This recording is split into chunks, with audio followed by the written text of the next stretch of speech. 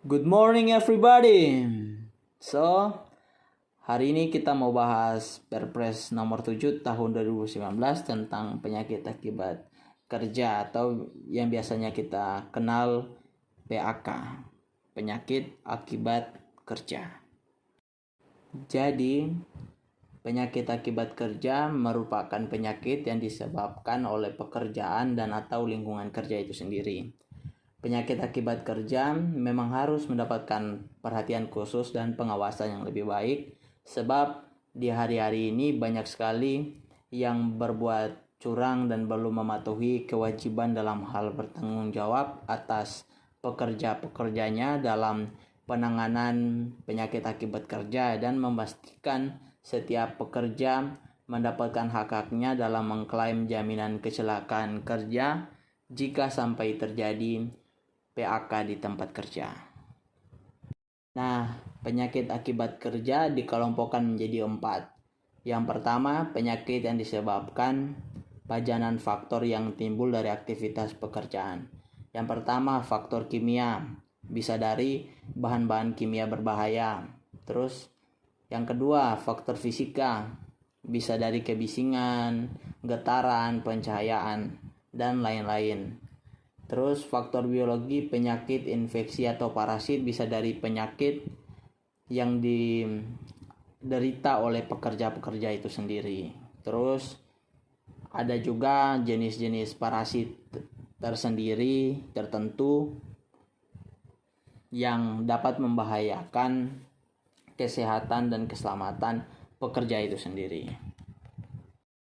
Berikutnya, jenis penyakit akibat kerja yang kedua yaitu penyakit berdasarkan sistem organ, yaitu dibagi menjadi 4: penyakit saluran pernafasan, penyakit kulit, gangguan otot dan kerangka, terus gangguan mental dan perilaku.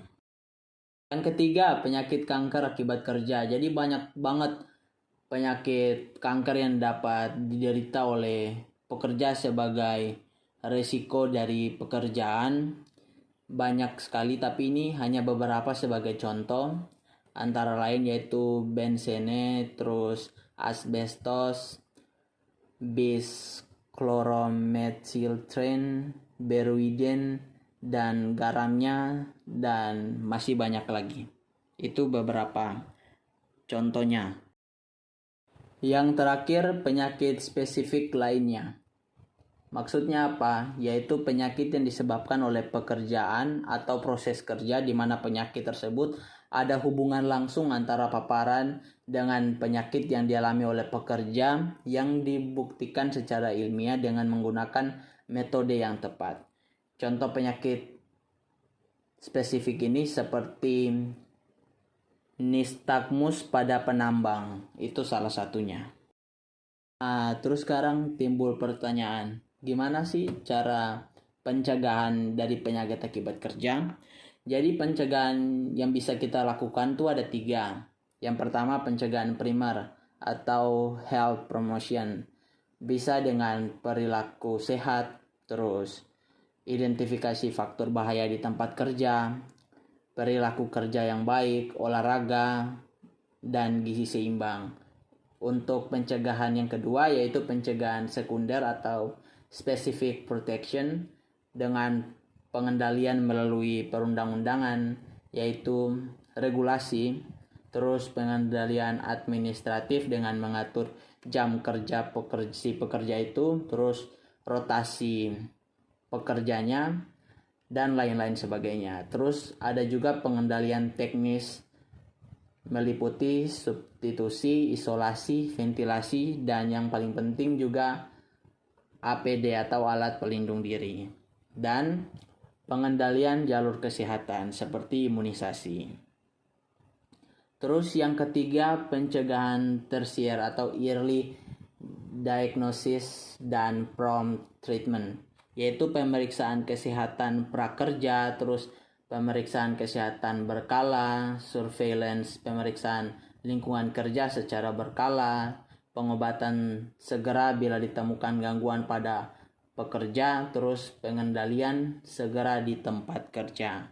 Nah, itu beberapa pencegahan yang bisa kita lakukan, karena pada dasarnya treatment terbaik itu yaitu dengan melakukan upaya-upaya preventif. Nah, kesimpulannya, jadi pada dasarnya kesehatan dan keselamatan kerja itu memang harus diutamakan dimanapun dan kapanpun, sebab penyakit akibat kerja itu hal pasti yang bisa terjadi di mana saja, kapan saja, dan dapat menimpa siapa saja. Sehingga dibutuhkan upaya pencegahan mulai dari yang tadi primer, sekunder, tersier, yang bertujuannya agar dapat terhindar dari segala macam kerugian dan hal-hal yang tidak diinginkan. Jadi itu saja, semoga bermanfaat ilmunya. Terima kasih, sampai jumpa.